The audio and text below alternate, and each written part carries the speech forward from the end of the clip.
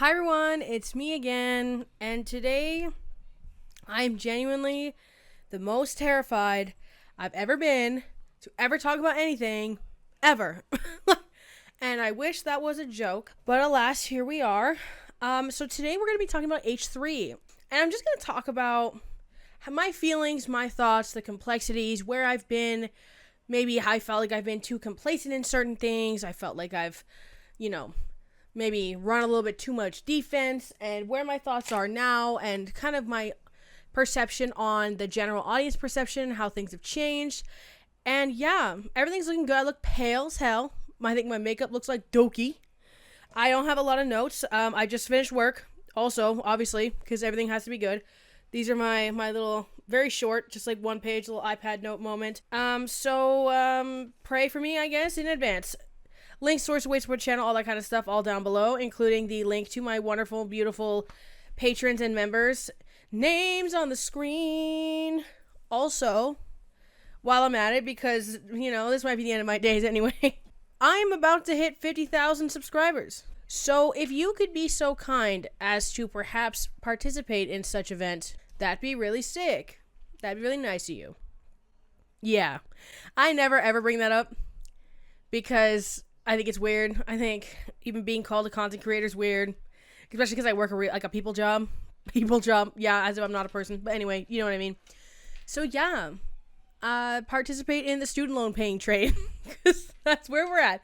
Now, no parts of the video I'm going to maybe chapter it just based off of like different points, or I'm not going to chapter it at all. I don't really know. So I'm going to chapter the introduction though separately. I know that I can do that much. So let's get right into the news. Just like Ethan Klein's bestie, Killer Keemstar, once said. So there's a couple things. I have sort of like a layout of my time frame. Also, I'm going to do a disclaimer right away. And this might disappoint some people. And I think there is a lot of nuance that needs to be understood here. I have a public-facing job in the back end. Okay. Plus, I am, if you don't know, which everybody does because I'm annoying, I'm a registered licensed high school teacher by trade. I don't teach right now. However, that is something I would probably like to do come like a few years, whatever. And the issue with that comes with the fact that taking specific political stances very intensely can bar me from doing that forever. And I know that sounds severe. It sounds like I'm doom posting. It sounds like I'm being selfish. And maybe to a certain degree I am. I just genuinely consider my impact as an educator and my impact as someone who can work with youth and can work with and do research and do all these things as more important to me and more valuable than necessarily my social media impact. And because of that, and this is me being very vulnerable, like this is my genuine, and I'm actually really, like I'm so sweaty already, scared about how these will reflect, okay? That being said, and I'm only saying that I have been supporting the Palestinian cause since last year, and just in general before that as well. I took a course on colonialism specifically to learn about it because I was kind of confused about everything. And one of my favorite essays of all time that I've ever read is Patrick Wolfe's essay on Palestine. Excellent essay. I'll see if I can link it down below, like if there's a place you can read it for free. I have the book version that has all of the different colonialism essays in it. But as such, I'm not going to dive super deep into the politics specifically.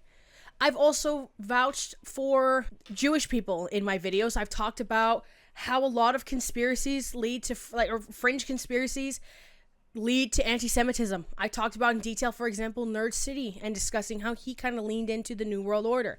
I've discussed, this was quite recent. I'm trying to remember who I was making a video on, because this is not really scripted. So who was I talking about that those conspiracy theories were coming up? I'm also trying to edit this very minimally because I want this to be a conversation. Was I talking about Jeffree Star, of course. Jeffree Star talking about the Illuminati and the elites in Hollywood and all that kind of stuff. And I brought in the fact that usually that's implicit of anti-Semitic stereotypes. I've talked about education and the importance of not falling into those things as a result, and the red pill movement and its links to anti-Semitism and its links to Islamophobia a lot of the time too, to a certain degree, anti-religious sentiment as an act of evil, and vice versa to as in a weaponization of religion. So I just want that to be a clear stance here. Operation Olive Branch, Master Doc, also linked down below actually, now that I bring that up. I just know that because I have such forward and bold opinions on people I talk about all the time, there's an expectation that my politics align. They do, I promise.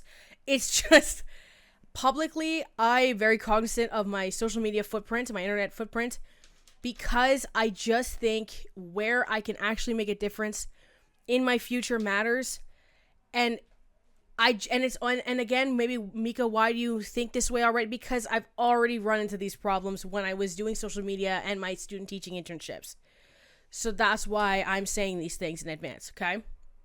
Now, I have the lineup of how I think this started from the inception of the podcast to now.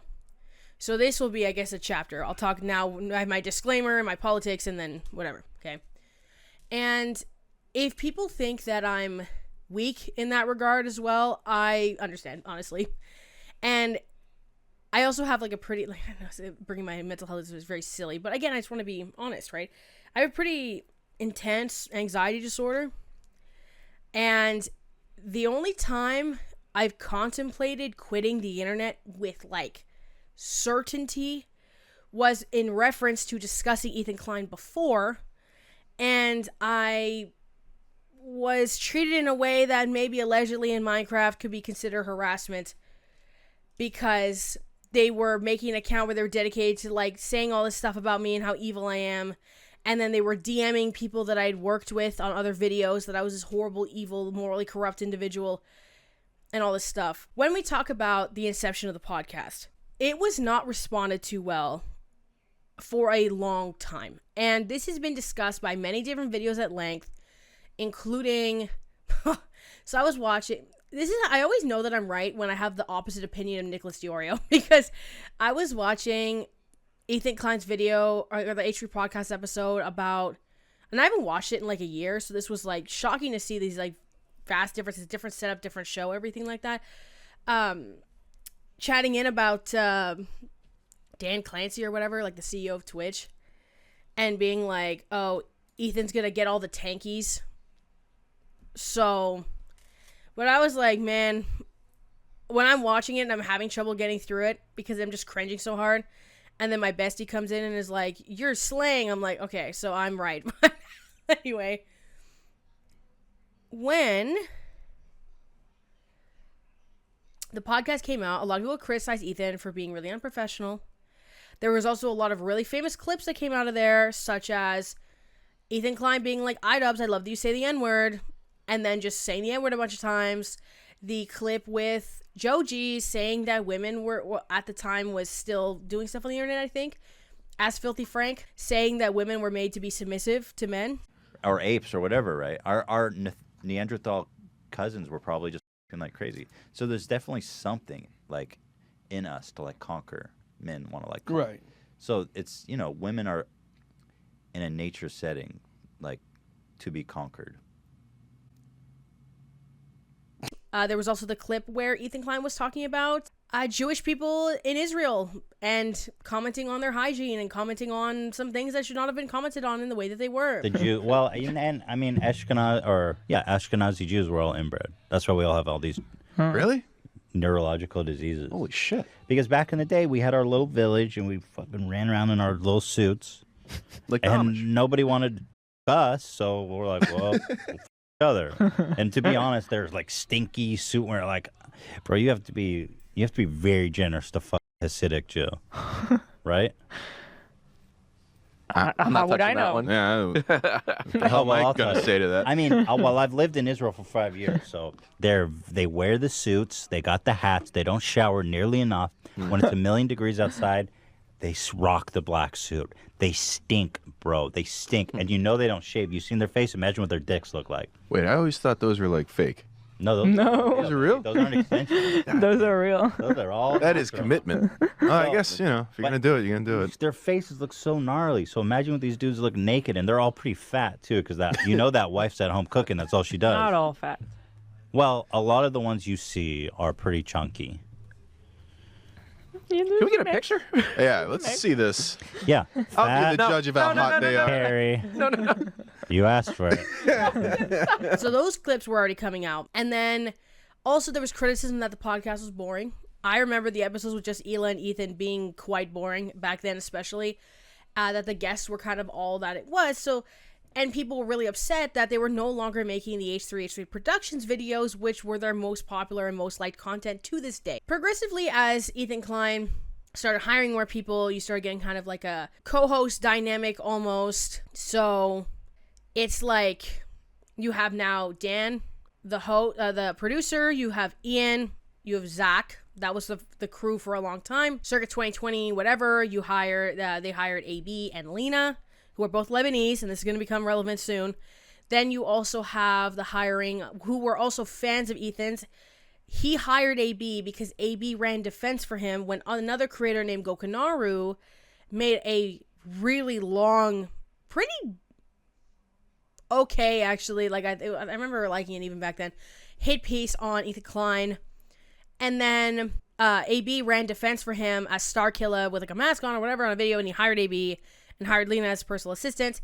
Then you get also hiring Cameron Grants, who was making memes on their subreddit a lot to do design work.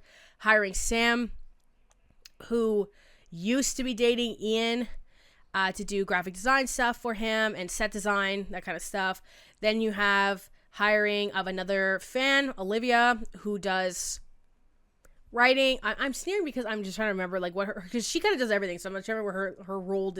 She seemed to do research and writing stuff mostly. Then you have also the hiring of Swedish, another fan, Love, who does social media. I think that's right. Yeah, so Olivia does. Is that everybody? Now there's a new guy named Nathan or something. No idea who he is. Anyway, as they hired these people, and a lot of them being quite young, a lot of them being like Gen Z. I think Love and I are like born the same year, born a couple months apart. And I'm 24, by the way. You start having these like, I found, you started getting a lot more of these people who were much more progressive, politically progressive and ideologically progressive than Ethan. AB and Lena. Because Zach, so Ian doesn't say shit. Like, Ian's like hiding, okay? So we don't know about Ian. But you have, and then Dan seems to, I think Dan is very left-leaning, but Dan also doesn't respond to criticism well. So when he has maybe socially conservative, even to a certain degree, like opinions on things, and then people push back, he, like Ethan, will kind of view it as the entire left's opinion on this entire subject and then just be pushed away. And then Zach, I would say, is somewhat on the more socially conservative side. This is just how I'm gauging them. I can be completely wrong. This is a discussion again. So, but what I'm saying is that environment was pretty stable in a sort of awakened centrist / center-left vibe, right? Now when you started hiring AB and Lena, who are Lebanese, who have been affected by a lot of these conflicts in the Middle East, even though I think they're both born in the United States, but Lena's parents, for example, were recently in Lebanon, etc. Olivia, who seems to be quite progressive and is very, ideologically and socially left-leaning. I don't know what Love's doing. He doesn't say much. Cameron also seemed to be a pretty progressive person. Sam as well. So you started having this sort of environment that was fostering these ideas more openly. And when you have your researcher, who is a sort of kind of left-leaning person, and AB as well was also doing research, you start to your content begins to tilt. And then you get to the debate era where Ethan Klein was debating Pearl from Just Pearly Things. He debated the guy who's claimed that he cured Tourette's. There was also the debate that he debated Fresh and Fit, I believe, at some point. There was, which I didn't watch that. I think I had already checked out at that point. There was also, there were just a bunch of a lot of them in the beginning were people I didn't really know. I think that might be why I can't remember all of them. But anyway, there was these debates, right?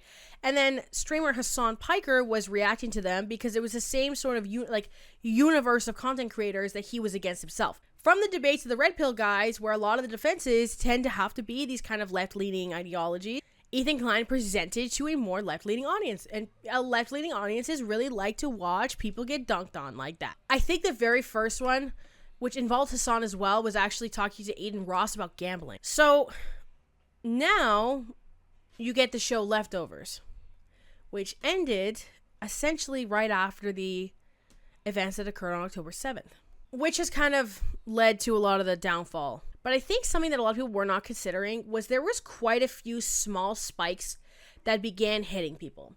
And I don't want to reveal the exact comments that I found, so you can take my word for it or you cannot, just because I don't even want to start getting into like any of the identities on the Snark Reddit or any of that kind of stuff, because Ethan's gonna go buck wild on that if it ever gets anywhere. I've been reading, like, there was a post about being a fallen fan, which is what Ethan Klein refers to people who no longer like his content. I guess technically by that design, I would also be a fallen fan. But the juxtaposition that Ethan Klein often puts towards fallen fans are people who are like borderline neo-Nazis. Like these sort of people who really liked conservative content, they liked anti-SJW stuff, they really hated leftists, they whatever. That was who he used to position mainly as these like fallen fans. But now you have fallen fans that are those left-leaning people, which now Ethan Klein often refers to as extremists, which is being often quite inappropriately used. So a lot of the people brought up these other instances besides the recent, what people are referring to as the Hassan Piker crash out, which I'll get into soon. And I want to go through those events to remind people what they were, to sort of maybe place people in where they started feeling a disconnect with the content. So the first thing I could think of, which is not something that many people have really brought up, and this is going to sound really crazy to come out of my mouth, but the prolapse fixation is an issue. It is. She's an issue. For one, you have the issue of, that's kind of gross. So what happened with this is it started with Howie Mandel just raw posting a prolapse on TikTok, where it was someone prolapsing through a pair of shorts or something, and he was like, what's going on? Is this COVID or something? So which it became a meme, because everybody's like, Howie Mandel, the known like germaphobe or whatever, plus like just beloved TV host, just not having any idea what he's looking at. He says that he thought he sat on something, which I guess kind of makes sense in context, because there's no other universe where Howie Mandel would just be doing that. It was like a boomer gets TikTok moment, and it was quite wholesome and funny, right? But then what ended up happening was Ethan Klein became obsessed with this and started showing this to everybody, the TikTok to everybody and stuff. But then also got involved with this sex worker named Hunger FF, who's really famous for utilizing his prolapse rear end to make content. And what he would do is he would sit people down and force them to watch this content when they were being interviewed by him. So he did it to Howie, which I guess sort of contextually makes sense. I think he might have had him do it in person, which is even worse. Then he showed, but so, I mean, I guess to a certain degree you can go, yeah, that's like the joke, right? Like that was the guy who did it. But why was he showing Stavros? Why was, is that his name? I think so, that's how you pronounce it.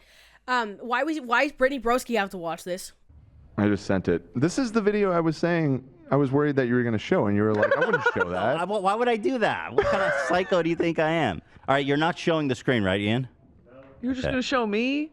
Yeah, well, if I show this at home, I'd be banned on all well, girl, we're halfway there. All right, so it's only a minute long. Okay? It says it's a minute. It's 10 seconds. Yeah. But maybe you can bail whenever you want, but it gets better towards the end. So it says, "Is this COVID related?" Yeah. Oh no, you didn't. Wait, did you not see this, Hila? No, I didn't. You didn't? What? Wait. Look. Wait, don't make me look at this by myself. This like actually. No, stop. You're It's crazy. hairy. Oh, that's making me gag, bitch. That's actually our friend of the show, Hunger FF. I love hunger, but I don't. Why are we making Anthony Fantano see this? Right? Why is this being forced? This is not comfortable content. They're not really consenting to this a lot of the time. I feel like there's definitely like a element of feeling like a coercion because of the interview space. And the crew will often push back on this as well. There's also the event, and this leans into the next thing too, which some people refer to as Bottomgate, where linking to this prolapse thing too, people have really felt that Ethan Klein was, how do I say this, inappropriately pushing homosexual men as inappropriate, maybe? Not inappropriate that he doesn't believe in it, but it was like a joke, kind of, you know?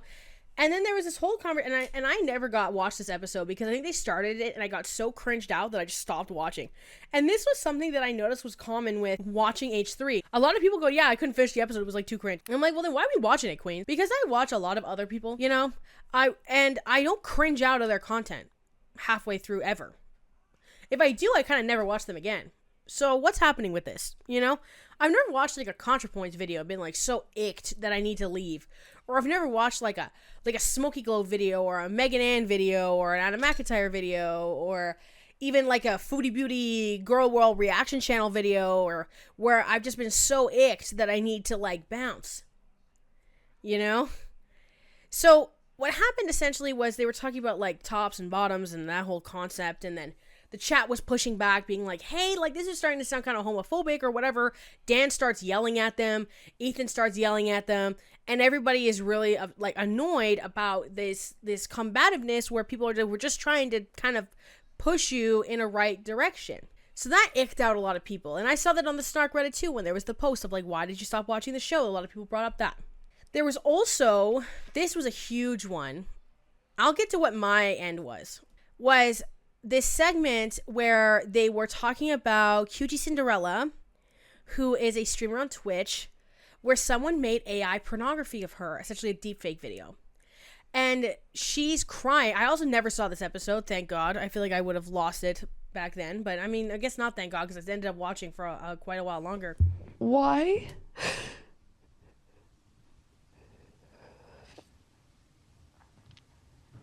Why?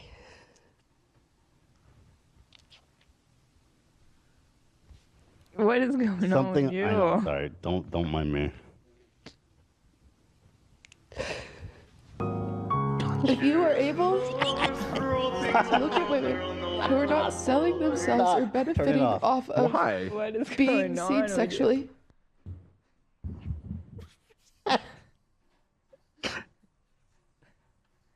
You're a monster, dude. You guys are crazy. Why did you do that? Zach, what the fuck, bro?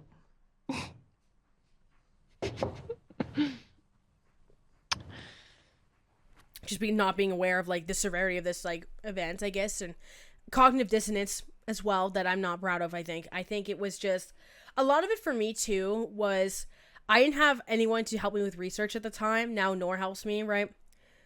I didn't have anybody to help me, but the show had brought into these different episodes that gave me an idea of like research. So for example, like I would not use the H3 videos as research because there's a lot of inaccuracies. But let's say for example, like they were talking about for like Colleen Ballinger or whatever, they would get exclusive interviews that I was not able to get ever. They would get a lot of exclusive things that I was not able to access. They would be able to pay for things I couldn't access. So I would watch them as like a basis of like where to find these things and then kind of expand from there pretty often. So that was sort of what I was even telling myself at the time. I'm like, okay, well, whatever. And then I obviously got to my final straw later that year. But the issue was QT Cinderella was talking about how she felt violated that these videos were being made without her consent and often being positioned as real, which is very, very fair. Then essentially what happened was Ethan messaged the sound guy, Zach, to play Anouk singing Chestnuts over it. And just to give you an idea of like how unserious this is like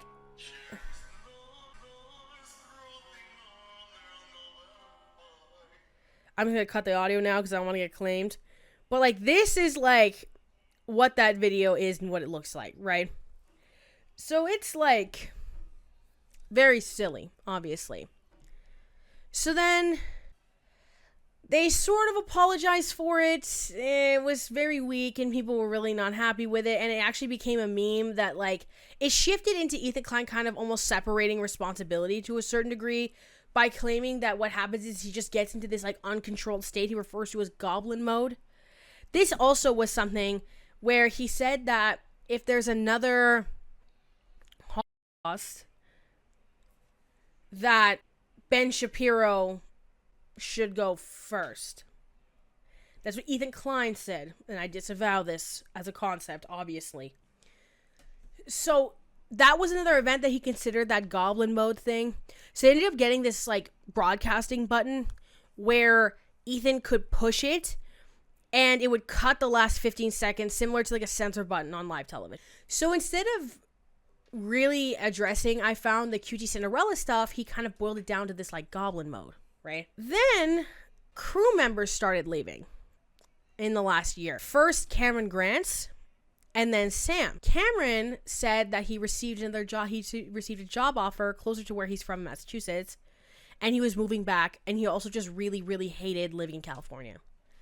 Now, obviously, you can receive, when you're a public-facing figure as well, like Cameron was on the show, you can receive job offers, like, just randomly, right? Like, via email, via whatever. I just wonder, I feel like he was applying for jobs to get that offer. Because I think in the industry that he's in, you have to submit portfolios and stuff.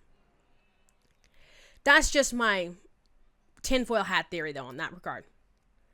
Then, Sam left. And the vibe of Cameron leaving versus the vibe of Sam leaving was very different. Cameron was very apologetic. He was very sad. Sam was sort of like a moving on to better things because she began working for QT Cinderella. And in that QT Cinderella clip of the chestnuts thing, and maybe I'll have the image on screen or I'll play the clip or whatever, Sam is visibly extremely upset at Ethan while this is happening. It appears recently that Sam has moved across the country, presumably back to Georgia. So I don't know if she's still working with QT Cinderella. She might just be done with the whole California thing in general, especially because her and Ian broke up. So I think she just kind of wants to leave. But I wonder about that too. Then you get to the Hassan videos. So what it began from was Ethan Klein started posting Instagram stories with Hassan clips claiming that he is platforming anti-Semitism, Hassan specifically. Now, a big focus of Hassan's content is being very pro-Palestinian. And this is something that Hassan has been doing for years and years and years. He says about 10 years of public advocacy. Now, you can say what you want about Hassan. You can say what you want about Ethan. I personally like the secret third option, Sam Cedar. I'm a Sam Cedar stan, I fear. Has he ever done wrong? I don't know. Tell it to your mom. I don't care. I'm just kidding. I'm just kidding. But I do actually, I love Sam Cedar. Anyway, that's my secret third option. People are like, oh, it's Hassan or Ethan. I'm like, Sam Cedar. Anyway, so he starts talking about how Hassan's essentially platforming anti-Semitism on the Twitch platform. I think a lot of this stemming from Frogan being his mod. Somebody who Ethan Klein hates because Frogan was tweeting about October 7th. Ethan Klein disagreed with a lot of her takes. He unfollowed Frogan. Frogan noticed and talked about it in Discord and essentially said that she would like to support Zionism if that means Ethan Klein would follow her back. As these sort of progress, you get into what people have been referring to as the Instagram story crash out. This has been something that a lot of people have DM'd me wanting to know about. And I've talked about it in private with people, like with text messages and stuff, because some of them have just been so heinous that I'm just like absolutely caught aback by this thing's like the existence of these posts. So one thing he focuses on is this one Yemeni teenager that Hassan interviewed, who Hassan claims is not a Houthi, who Ethan claims is a Houthi, and then Ethan pulls up all these different posts and stuff, and then claims that all these the Yemeni kids are Houthi and Houthi people hate Jews and all that kind of stuff. And a lot of nuances to that. Obviously, there's a lot of nuances to the Yemeni teenager as well. I don't want to really get into that because I think that would take a lot more digging than this conversation I want to have is requiring, and I think is something that I want you to be able to discern on your own. But there ends up just being more posts, right?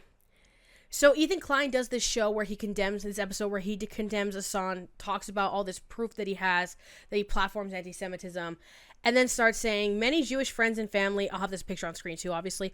Many Jewish friends and family have reached out to thank me for the show today. I want to thank them for their kind words. I encourage you guys to please check in on your Jewish friends. I think you'll be surprised the amount of anxiety, fear, and isolation they're experiencing and how genuinely happy they are that you ask. Cheers and thanks you guys for watching. So, a huge premise of this Hassan episode 2 was something that I was very frustrating when I was looking at. Where one of the claims that Ethan Klein kind of hinges on is that anti-Semitism is something that is accepted in society, but all other forms of racism are not. So there's 3 main aspects here. For one, Ethan Klein claims that 90% of Jews are Zionists. Secondly, the claim that using the word term Zionist is in turn anti-Semitic. So these two things end up being linked, right? Tertiarily, there is the claim of anti-Semitism being the worst and being the highest rise and being whatever. Now, obviously, anti-Semitism as a concept is very ingrained into Western culture and in cultures around the world, which is really, really obviously evil and unfortunate and tragic, right? And again, I've talked about this when I talk about fringe conspiracy theories, I talk about right-wing politics, I talk about the red pill, I talk about all that kind of stuff. So I've demonstrated that as a fact in the conversations I've had before. The thing is, and this was the same argument I had with somebody in my personal life last Christmas, was, sure, yes, but do you also think being Arab in America is a cakewalk? I think this is a nuance that's missing in most of Ethan Klein's conversations. And when we talk about these types of things and these differences, I bring up a Bill Maher video. My best friend, who I definitely don't want to play Minecraft with, Bill Maher. Bill Maher did a video, and I'm going to look up right now on my computer as I'm saying this, what year this was. Because I just saw it on Twitter recently. What was it called? So this was a video from, 11 months ago. Oh my God. Okay. I lied. Well, I didn't lie. Bill Maher posted it on his YouTube channel 11 months ago. So he's still co-signing it. Okay. So this is still fully co-signed. It is called the Muslim Dior Fashion Show, which is clipped from the But I'm Not Wrong HBO stand-up comedy special.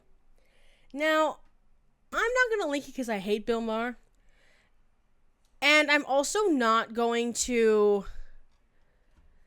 I don't want anybody to really look at it. And I can't clip it because I'm going to get claimed by HBO.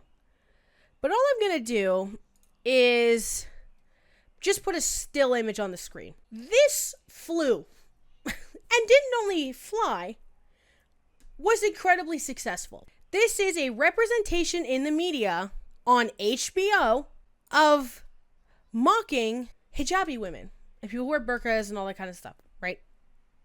Being Muslim, a big part of it too, right? Because Bill Maher's whole shtick is the zero IQ take of if you believe in a religion, you're an idiot. Despite the fact that all of my arguments as Bill Maher hinge on the exact same structural, conceptual frameworks, and I've never had an original thought in my life. But my father-in-law's gonna watch this and I'm gonna have a really bad Christmas. Anyway, there is even a line where essentially a girl shows her ankles, like, because they're also all too short, which is besides the point.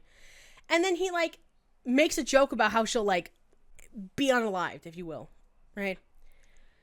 These representations can exist in American media and be openly accepted. I've known people in my personal life that are from, like, rural areas that will see a person who is a hijabi, for example, and then be worried that they're going to be unalived by them via, like, extremist terrorist tactics. I'm not going to get into that because I think it's just so heinous to even discuss.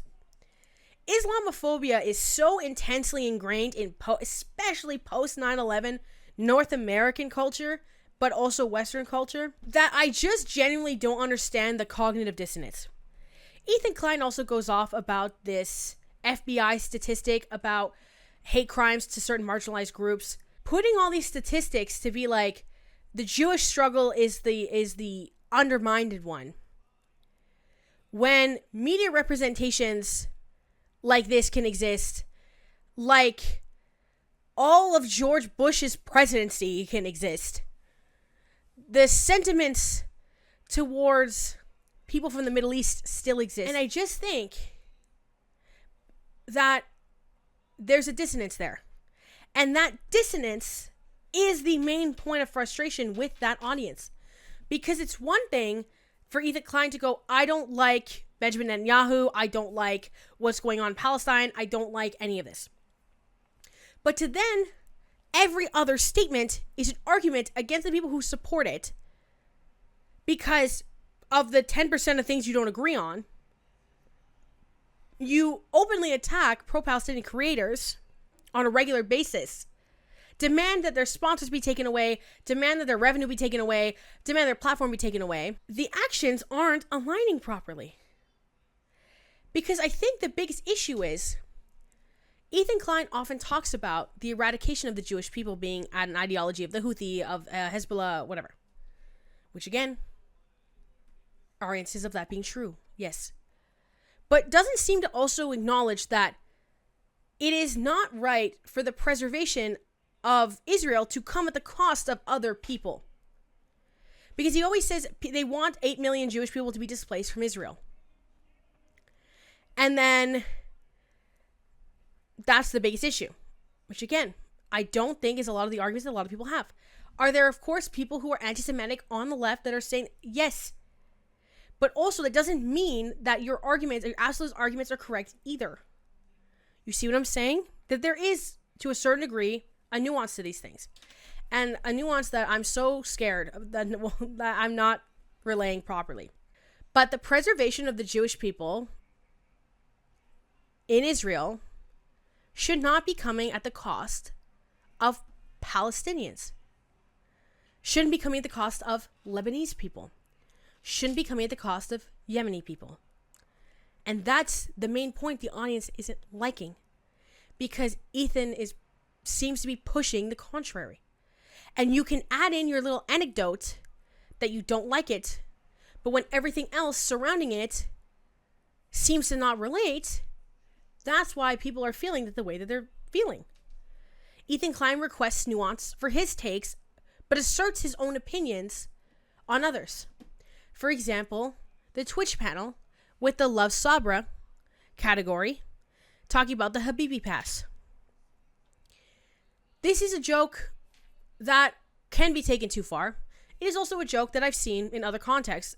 Hassan brought up a tier list of having, for example, with Black Americans, who's invited to the cookout versus something like people who make boxed mac and cheese or something. I can't remember the analogy, but anyway. Also, Ethan Klein uplifts creators recently that do not support Palestine.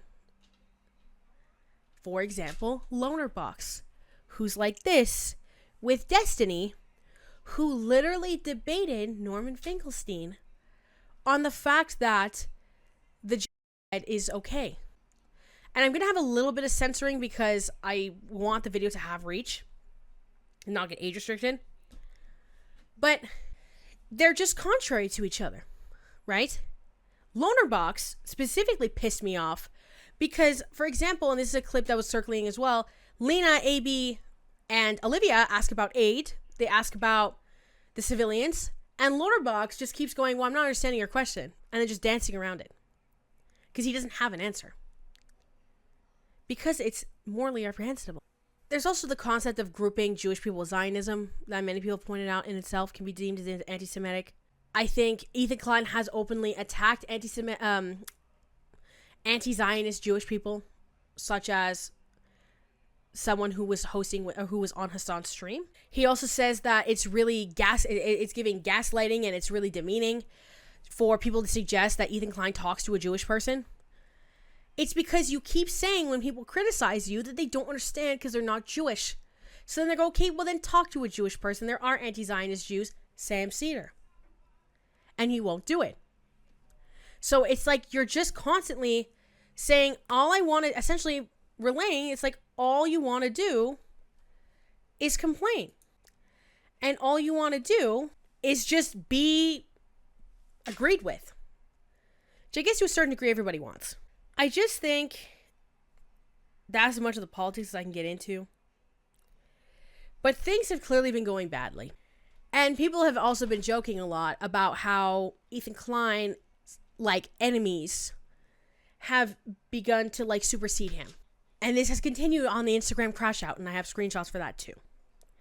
Such as Trisha Paytas going on SNL, and apparently Broadway? I'm not sure about the Broadway one, like how the logistics of that whole thing.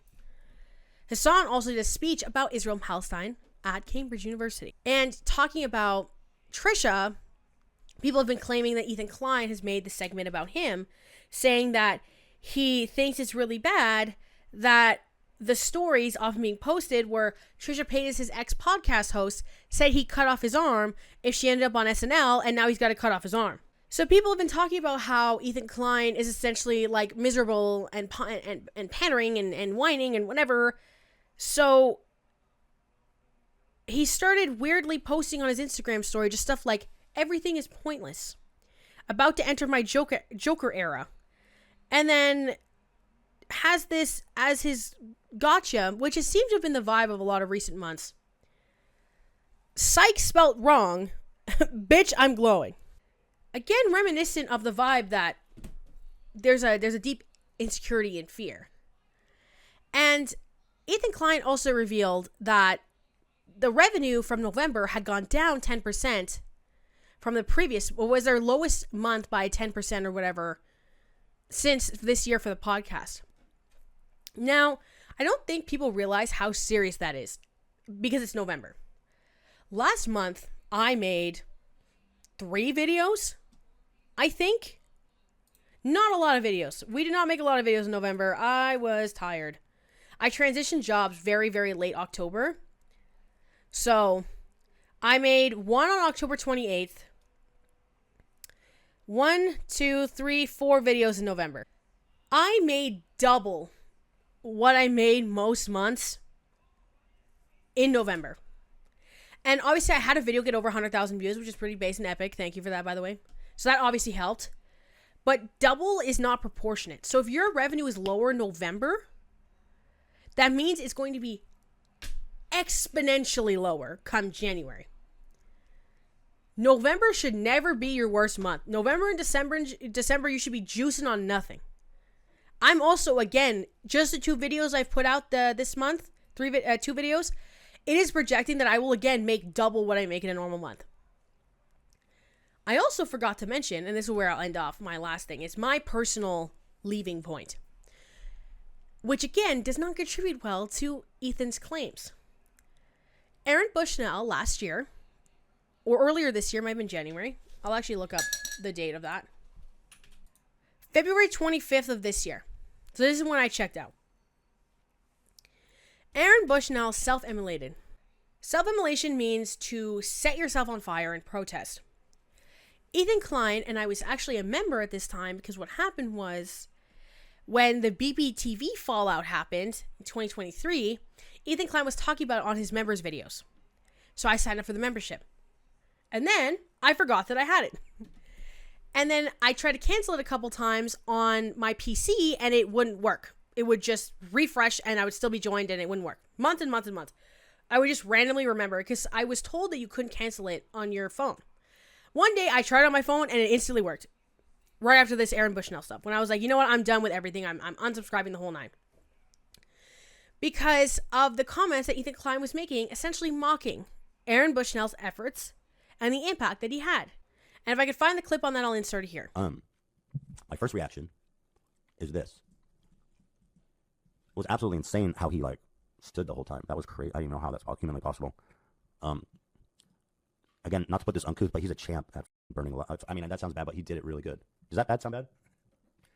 We have to make levity of things. Does that sound bad that he was really good? I mean that as a compliment. What the f*** are you guys angry about, you weirdos? What did I do? My God, stop. They're just saying, all I hear is Ethan no, but I don't understand what I've even said. The disrespect of that effort and the mocking of the concept and the harshness and lack of humanity really highlighted to me those feelings I had acquired from those other instances and the core of where I felt like they all came. And that was my end point. That was when I said, you know what, I'm having a lot of cognitive dissonance about this. And I don't appreciate this content. I don't appreciate how it makes me feel. I don't appreciate the impact that it has. So with that, I'm going to conclude, and hopefully my address doesn't end up on Reddit. This is just my nuanced conversation on my feelings about it. And I hope that you appreciated it. And I'll see you when I see you. Bye. Just love Sosa, oh and or no, and fucking with them old boys, you gon' get fucked over. Rarries and Rovers, these hoes love cheap Sosa.